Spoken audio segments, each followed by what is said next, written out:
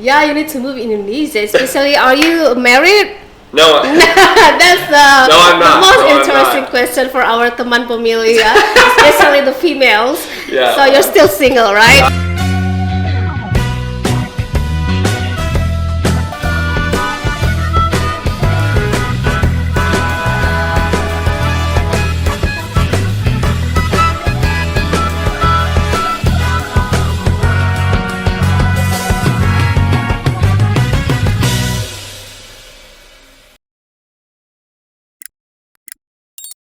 Assalamualaikum warahmatullahi wabarakatuh. Teman pemilih, kembali bertemu dalam podcast Pintar Pemilu KPU Provinsi Sumatera Barat. Dan kali ini kembali lagi bersama saya Lydia sebagai host. Dan dalam kesempatan kali ini kita punya narasumber yang sangat spesial buat teman pemilih semua. Saya akan langsung sapa saja narasumber kita kali ini dan teman pemilih akan kenalan langsung dengan dia. Halo, Gray Whitsett, ya? Yeah. Gray Whitsett, how are you? I'm doing well. Maybe my first question is, do you speak bahasa? No, I don't. Yeah. But I can say, dear teman pemilih. Teman pemilih. Teman pemilih. Yeah. And I am learning a couple other words as I go. But no, unfortunately, I don't. Oke, jadi teman pemilih, karena Gray belum bisa berbahasa Indonesia, maka podcast kita kali ini kita akan menggunakan bahasa Inggris dan nanti tentunya akan kita sediakan terjemahannya di layar YouTube-nya masing-masing ya. Silakan dicek di situ. Okay, let's start our first question with Gray. Yeah. Where do you come from? Yeah. So I was born in Kentucky, a state of the United States of America, and I currently live in the state of Virginia. Okay, so Gray datang dari Amerika dan and what are you doing here in West Sumatra? That's a very interesting question, right? Yeah, I am a long way from home, but I'm happy about that. So I am a law student. I am a student of law at William and Mary College, which is a college that has a law school as well. I just finished my first year, and I am very interested in election law, in political law, and constitutional law. And so at the end of your first year, you in America, if you're a law student, you have to have an internship for the summer. So I applied through our college. We have an international program that is run by a woman named Professor Christy Warren. And so I wanted to do issues relating to democracy and elections, and this was just too perfect to not come and learn as much as I can. And so I am working with Pusako this summer, and I am also going to be working with the Constitutional Court in Jakarta during July with Justice Saldi. So how long have you been here in Padang, in West Sumatra? So in West Sumatra, only about 5 days. 5 days, and you will be like spending how many times? How much? Yeah, so I will be here through the end of June. Today's June 7th, and then I will go to Jakarta for about 3 weeks, and then I will come back to Padang and finish up my work with Pusako. I'm hoping to be here until like the first week of August. Okay, so are you doing a PhD? So I mean, you say that you're doing your internship. Is it part of your PhD requirements? Yeah. So it's a little bit different in the United States. We have PhDs. Usually PhDs are more for extra study in like political science or chemistry, biology. If you want to be a medical doctor, or if you want to be a lawyer or an attorney, you do a different program. And so I am getting what we would call a JD, which is a Juris Doctorate. So what will be your title later? I mean, in Indonesian, people love to use their title, attached to their names. I have seen that. Around. So, Well, but I don't use don't think Americans don't love titles as well. So what will be your title later? Yeah. So someone asked me this question a couple of days ago. What will be the title? The title would be something. It would be like Gray Whitsett JD. Okay.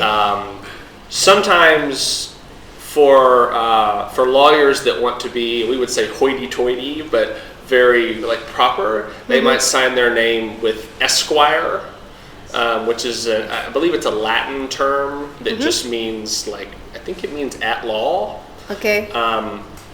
But usually, you would just refer to yourself as a lawyer or an attorney. And people sort of just know, I'll put it this way, once you're in need of a lawyer or an attorney, you know that person is going to be a lawyer or an attorney.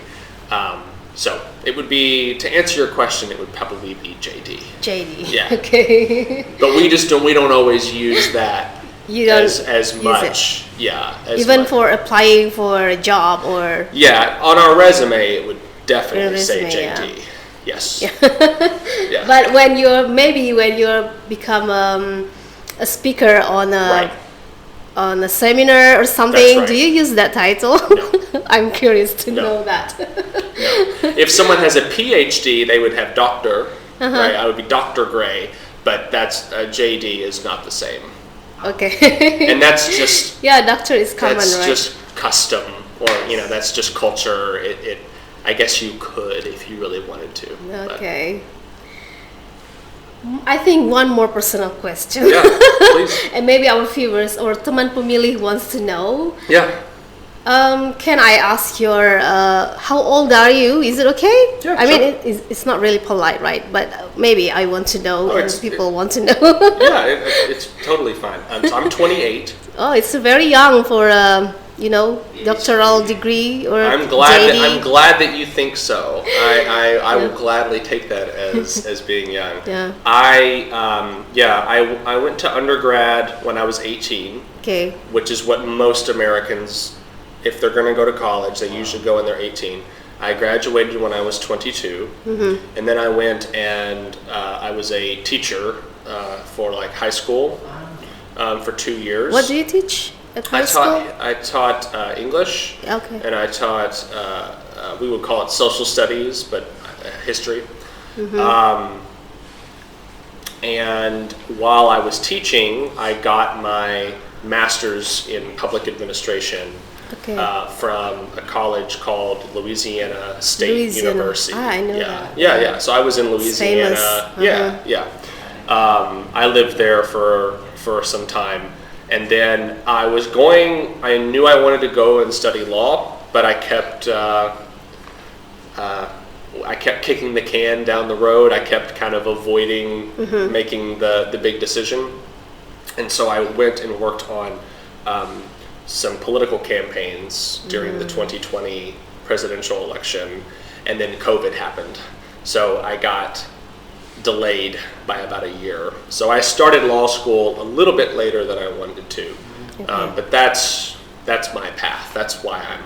But for Indonesian, that's still very young age. Well, good. Yeah. Right? I need to move to Indonesia. Is what I'm hearing. Yeah, you need to move to Indonesia. Especially, are you married? No. That's No, I'm not. the most No, I'm interesting not. question for our teman pemilih, especially the females. Yeah. So you're still single, right? I am. So you've been here in Indonesia for just a few weeks, yeah. But I'm sure you have studied or read about Indonesian elections before. Yeah. So maybe it is interesting to know how is the elections in Indonesia compared to the elections in America. Maybe you can tell us a little bit about the election systems in America. Sure. Yeah. Yeah. So I would just start by saying I read a lot about this and I study it. There's a lot that I don't know yet. And so I hope that if anyone's watching this and I say something that's wrong, not everything I say will be gospel. But why don't I start by explaining a little bit about generally how American elections work, and then I'll kind of talk a little bit about what I think the differences are between Indonesia. Okay, so the first big difference, I think, in the American system compared to most election systems, and especially Indonesia's, is in America, elections are very decentralized. So the national government has very little power over how elections are run. Usually, those decisions are made at the state level, or for your viewers, the province level. So there are 50 states in America, and so there are 50 different ways that you can run an election in America. Every state can have its own laws, and often they do. Sometimes a state will copy another state, but for the most part, every state has little bitty differences between them. And so, if your audience has followed some American elections, it's always very confusing to understand what's going on. And I'm here to tell you, most Americans get confused by it too. So it's okay to be confused. So it's okay to be confused. I get confused by it. I mean, there's no way that you can keep all that stuff in your head, right? So, okay, so you've got 50 states, you've got 50 different ways that you can run an election. Wow. For the most part, though, things are somewhat similar. So let me talk about this in a general way, and I'll point out any little differences. So the states usually set the law, but what we have counties. I think you guys would say regencies. We have counties and we have cities, of course. And the counties and the cities are where the actual voting happens, and it's where the elections themselves are conducted. So it's where the ballots are counted, it's where the results are certified. Usually all of those results are then sent to the state level, somebody at the central state, and then they approve or certify those election results. And then they get sent on up to the federal government, to the national government. We can relate to that also. Right. I mean, it's the same way. The difference is just that those people have a lot more power, and the federal government, or I should say the national government, they don't hire those people. They don't do anything with those people. The states are the ones that hire them and pay them and educate them and do all of that. So if the state of Texas decides that they want to invest a lot of time and money on making sure their elections are really, really well run, and Kentucky doesn't, then people in Texas are probably going to have more democracy. Right? There's going to be, people are going to understand things more, their ballots are going to be counted more reliably, et cetera, et cetera. Okay. So there's that key difference. The other key difference is in Indonesia, you have elections every 5 years, right? And it's in February and November, right? Yeah, right. So you're 2024, right? Right. So in America, we have elections every year for all different kinds of positions. Every year. Every year. So the president is elected every 4 years. Okay. Well, that's easy, right? Okay. A senator is elected every 6 years. 6 years. Yeah.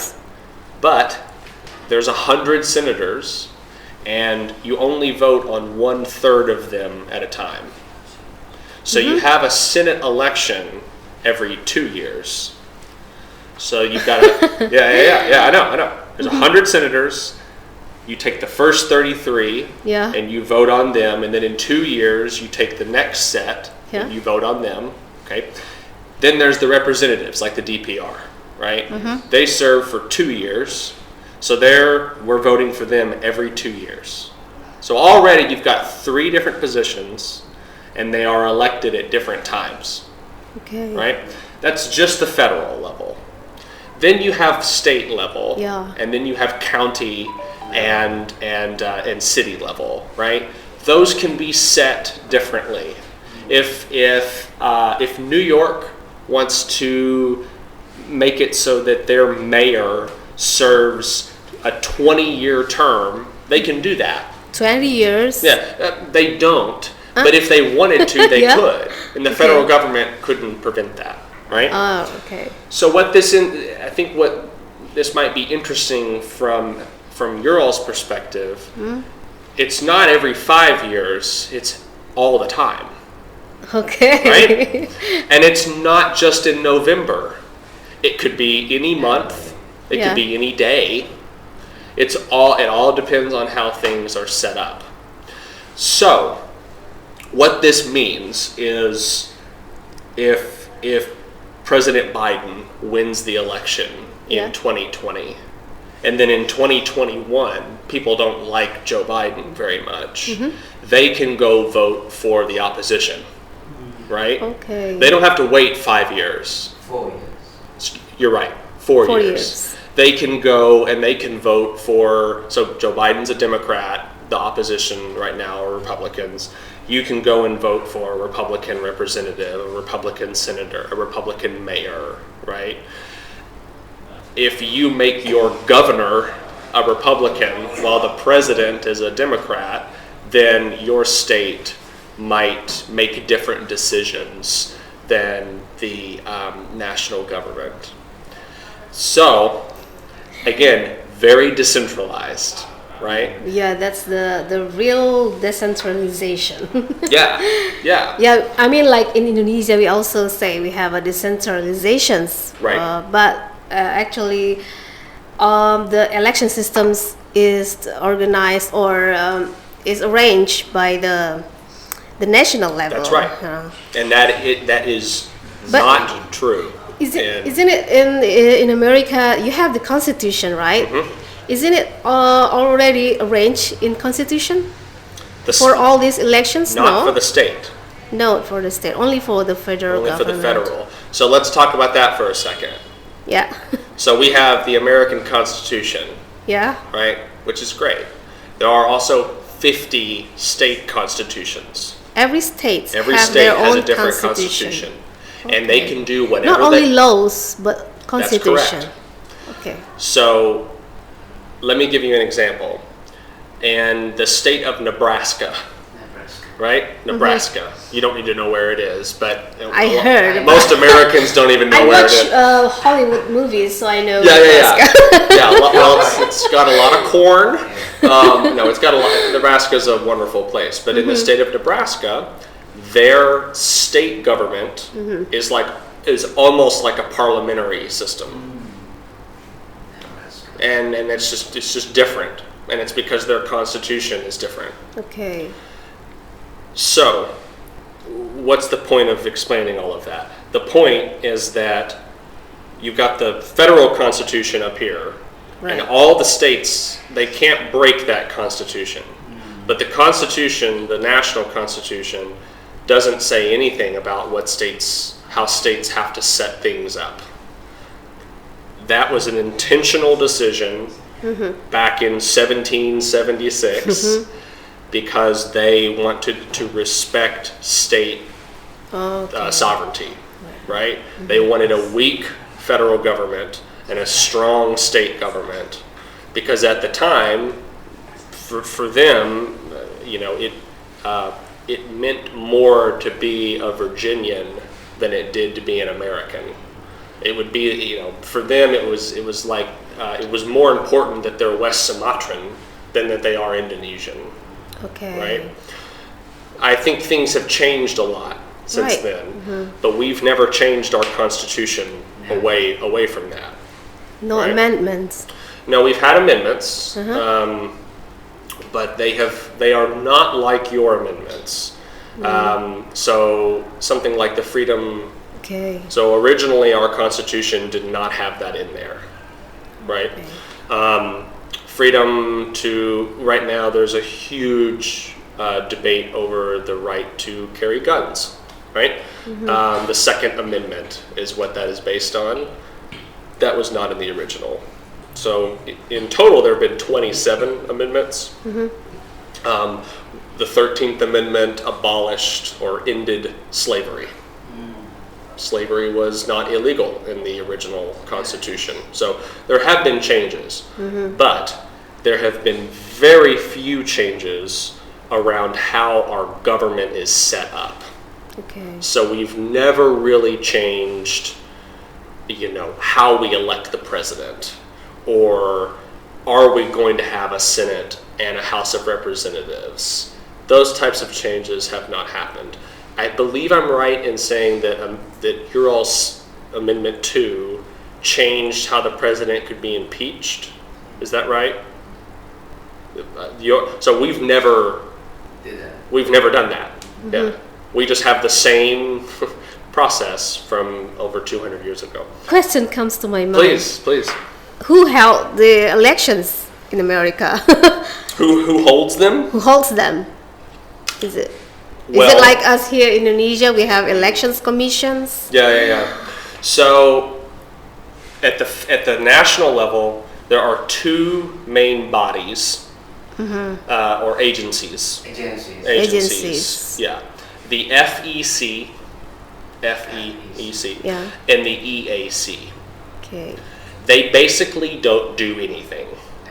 What? All right. Okay. They're important, and the people that work there are very good people, but they just don't have any power. They really can't change very many things. And that is because of what I was saying in the beginning. Most of the power to regulate elections is in the Constitution as being given to the states. Okay. So you can't really break that. The national government cannot pass a law that says all elections have to be on the same day of the year. They can't do it. The Constitution does not allow them to.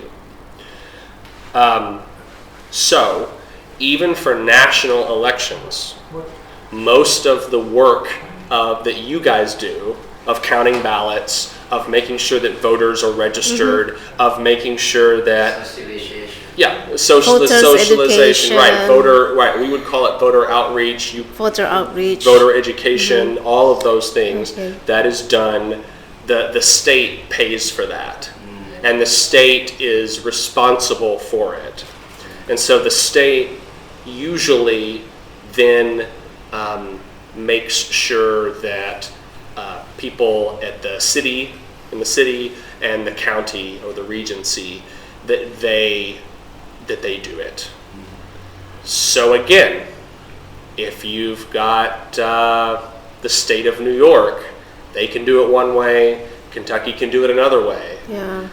And so you create a system where it would be like if West Sumatra and Bali and Jakarta, you guys would have to actually talk to each other to learn. It's not set, but at the top level.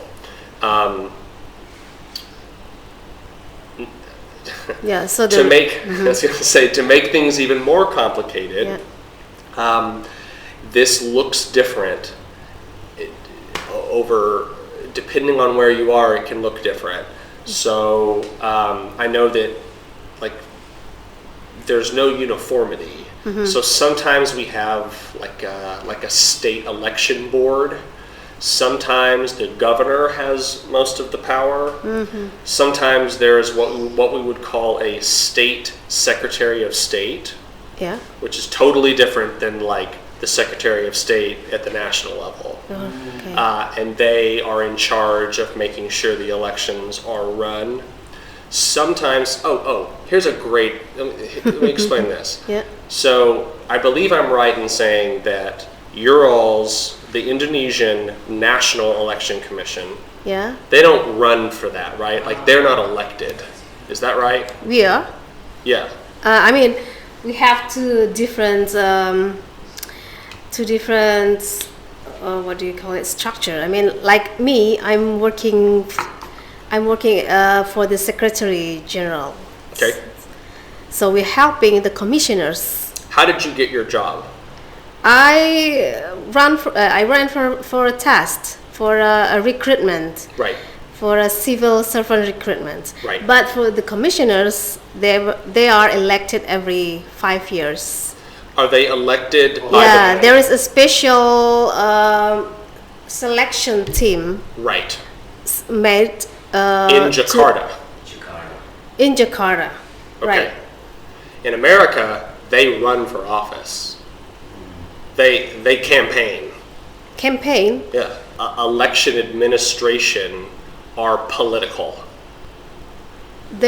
I mean, they are from political parties, Yeah. or okay. Yes. That's a really big difference. Yes. Here, the elections commissions should be independent. Right. They are not allowed to be Yes. the member of political parties. Like I said, it can be different. Yeah. Some states, it's not political. Most places, it is. Okay. And they are the Secretary of State of the state of Kentucky is a Republican, and he had to go and campaign and get votes to do that. Yeah. Right. I'm not saying he's a bad guy, but he there was no application process. There was no committee. Yeah. He could be me. If I run and I get enough votes, right? It could be you, right? It could be whoever. So, and this is why I want to study this stuff. This is why I want to go into, because in 2020, for the first time in modern American history, the president refused to accept the results of the election. Yeah. Right?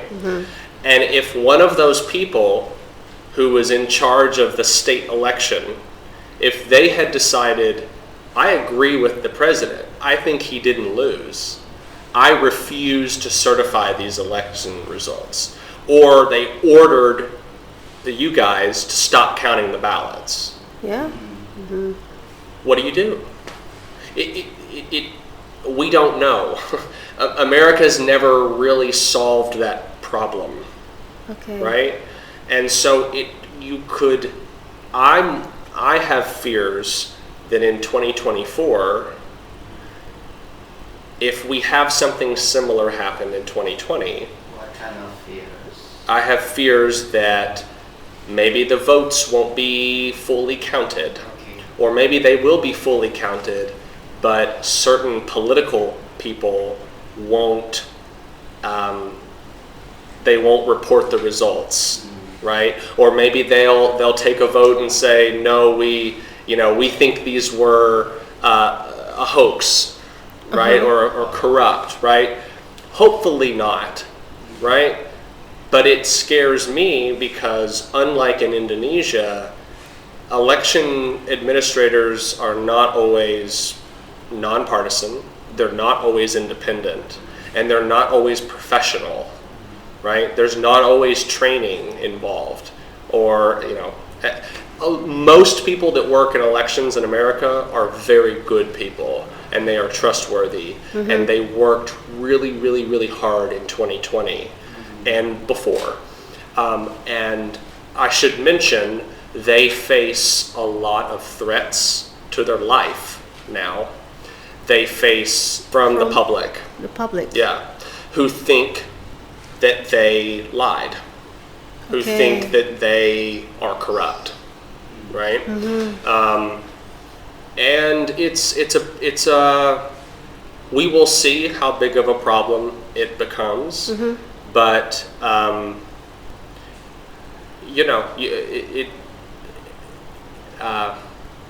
if the wrong people got in power, there's nothing that would protect American democracy, Yes. and I never want Americans to think that we are so special that Yeah. nothing bad could ever happen to us, right? And I think, and I mean this as a compliment, I think Indonesians, or you guys, you take democracy very seriously. because you know what it's like when it doesn't go so well. Teman pemilih. You take it seriously because I think this is right. You know what it's like to not have it, and Americans don't. And I don't want us to have to learn that lesson. And I think everything will be okay, but we need good people to learn as much as they can and get into positions where they can make sure that democracy and the rule of law is carried out. And we need people, this is the last thing I'll say on this, we need people who have a vision for how to solve this problem long term. Yes. Right? We need people to change the system of how we do this, not just be really good people, but how do we make an election system run where we don't need heroes, we just need participation. And I don't pretend to have all the answers. I think that there's a lot of good in the American system, but I do think that other countries have solved some of these issues because they've had to actually deal with them, and I think America would really benefit from listening to what those other countries have to offer. Ask me questions. No. I've gone I don't on. want to judge the system in No, America. I know. Yeah. I understand. Because it's my opinion. I think every system has its Right. positive and negative side, but all we need to do is to reduce or to minimize the negative ones, right? And to improve the system, because in the end it's for the peoples to live in peace, in prosperity, a decent life, right? So I don't want to judge that. No, I know. But I will. Okay. No, it's very interesting to talk about this topic, and I think it will take a very, very long time. Is it okay for you? Because I want to know how is your opinion so far after you come here and maybe learn a little bit about our system. How do you find it? I don't want to ask you to compare it to America, but it's up to you. I just maybe we want to know your opinion. Maybe. So everything I will say is it's a first impression, right? I have a lot to learn. Here's something I think that it is incredible that Indonesia has incorporated or what's a good word, that you guys have held together an extremely large country with literal islands, right? It would be very easy for Java to be its own country. Right? And maybe Bali breaks off and Sumatra is the Republic of Sumatra. You're not even connected by land in many cases. In America, I can drive. I just walk across the border from New York to Pennsylvania, right? So people are a little more on top of each other there. And when America was started off, we were just a lot smaller. Just weren't that many people, and it was all kind of on one side of the country. But when Indonesia starts off, it's the whole country, right? So I think that I know that the history of the Constitution and the history of political systems in Indonesia have been good and bad and good and bad. I know that. But I think any system and any people that have held together when there's so much reason to break apart is something that you've really got to, you really have to admire, right? And that's incredible. I think it would be, this is my opinion, but I think it would be a bad thing for Indonesia and a bad thing for the world if these big countries, these big democracies, were to break up, because you're always stronger when you can work together, Right. and you can put resources together, and you can put languages and cultures and religions together, and make it work. Because if you can't make it work within one country, you're still going to have to figure out how to make it work in one world, right? Right. We can't get off the planet yet. I can't send Texas to the moon if Texas wants to leave the United States. Right. Not yet, anyway. And so I think I think that's something that's really impressive, and a good thing. I also think that I've kind of already said it, but I think that the centralization of elections in Indonesia I think it's a good thing for democracy. I know it's not perfect, or it might not be perfect, but I think it's a good thing. But moreover, I think it's pretty incredible the manpower that goes into this, right? So I was talking to a friend, and my understanding is that you vote on 5 different ballots. Is that right? And they have to be hand counted. Yeah. Right. Right. And that's a full-time job, right? Yeah. That's a lot of work, and so I would be willing to bet that you guys maybe have some thoughts on ways that we could do that differently. But from an outsider's perspective, I think that's an incredible accomplishment, and it's transparent, and it's not corrupt, and I think that's something that is an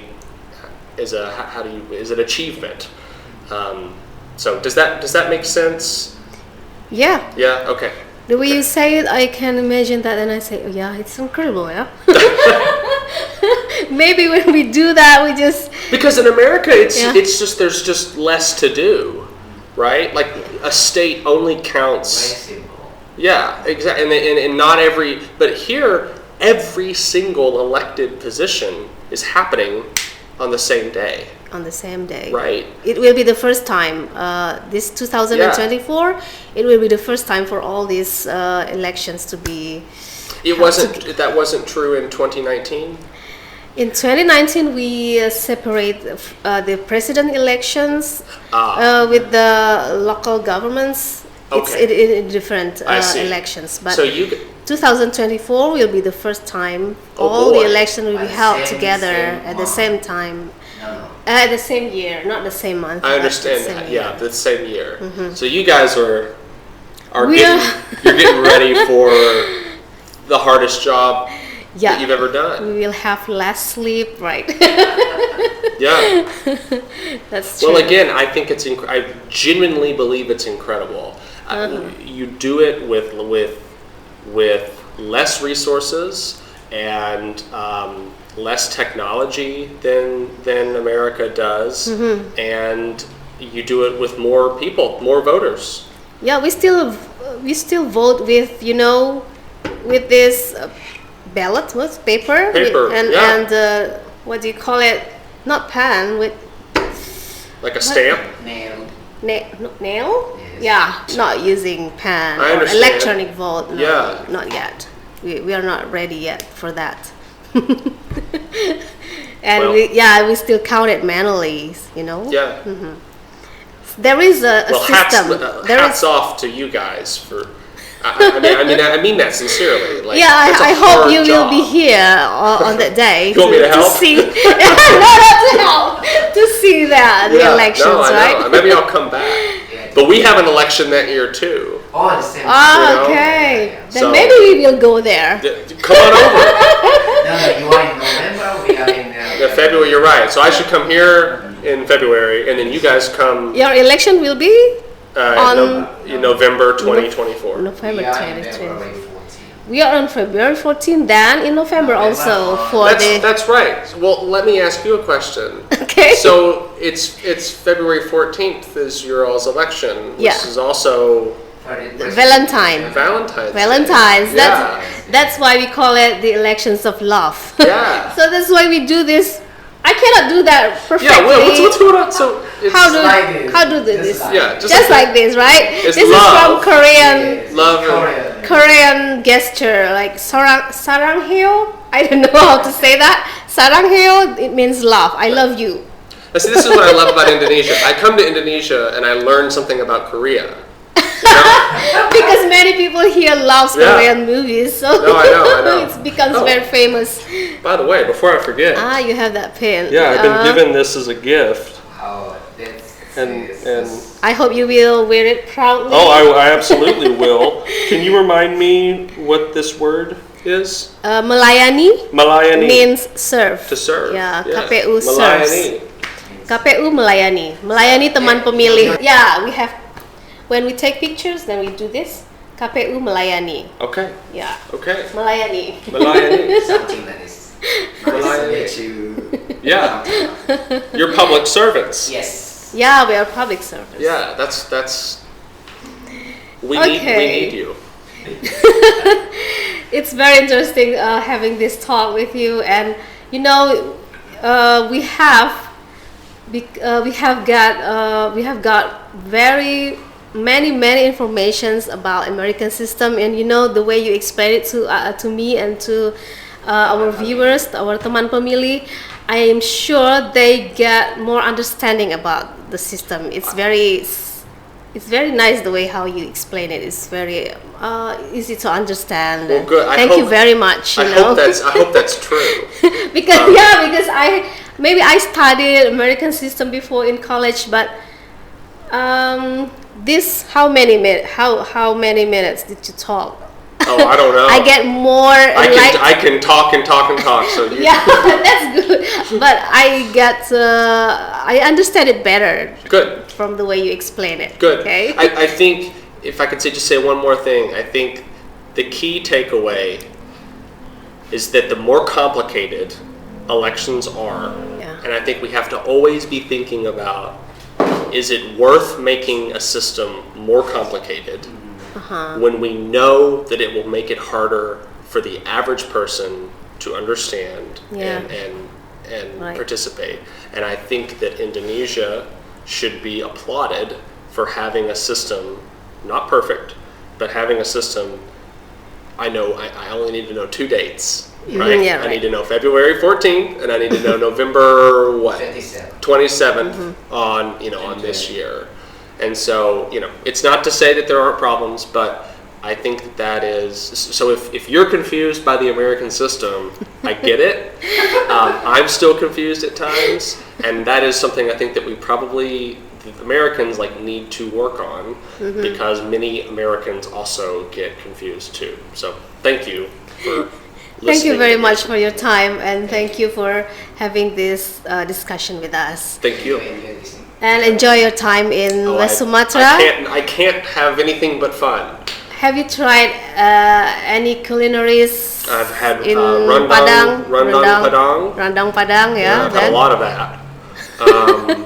Lots of good. What is Martabak Mesir? Have you tried? Yes. Martabak Mesir. Sate. Satay. Nasi goreng. You know this beef meat Is it crispy? with not crispy. No. It has some kind of sauce, special sauce, and Red, like a red sauce. red sauce. Is it red? Yeah, some made it red, Okay. but some a little bit browny or. Okay, I might have had that. I had a really good porridge this morning with berries and a rice cake, down in the porridge. What's that? With chicken? No, it was for breakfast. It was sweet. It was sweet with I didn't know that. Like fruit. It had fruit in it. Like I didn't know that. pancake. Yeah, kind of. You know satay? Not satay. Listen, I promise. You have to try. I'm going to learn more of these There words. are a lot So, more food to try. people stick food in front of me and they say, "Eat it," and I eat it, and that's as far as I've got. Have you tried teh talua? Minangkabau drink. Oh, West I Sumatra don't drink. think so. You cannot Tea find and it anywhere in Indonesia, only Tea and here. egg? We Oh. have it here in front of our office. You can Well, try it later. Why don't we wrap this up? I will- And let's go try some. Okay. So See, you this have to is- try it. This is what's great. I have to tell you, West Sumatra reminds me a lot of Louisiana. Okay. The state of Louisiana. Okay. Louisiana is known for spicy, good food. Really? Those- Yes, Beach. and it's on the coast, and Louisiana, yeah. yeah, and so one of these days I'm gonna have to come back and bring you gumbo and crawfish etouffee. Ah, we and will be waiting all for that. all these other foods. But I'm serious. It's interesting how similar they are. Okay. But I'm having such a great time in West Sumatra. It's such a delight. That's nice to hear that. So, Gary, I think we have to end our discussion for today, and maybe next time we will have more topics to go, yeah? Yeah, So, thank you for your time. taramagasi. Terima kasih, right? yeah. Terima kasih. And I will say closing to teman pemilih. Oke, teman pemilih, demikian tadi diskusi kita bersama Gary Whitsett dari Amerika, dan tentunya kita berharap apa yang tadi kita obrolin di sini bermanfaat dan memberikan informasi yang berguna yang bagi teman pemilih semua. Dan jangan lupa untuk terus ikuti podcast kita selanjutnya. Saya Lydia undur diri dulu dan sampai jumpa. Sampai jumpa. Assalamualaikum warahmatullahi wabarakatuh.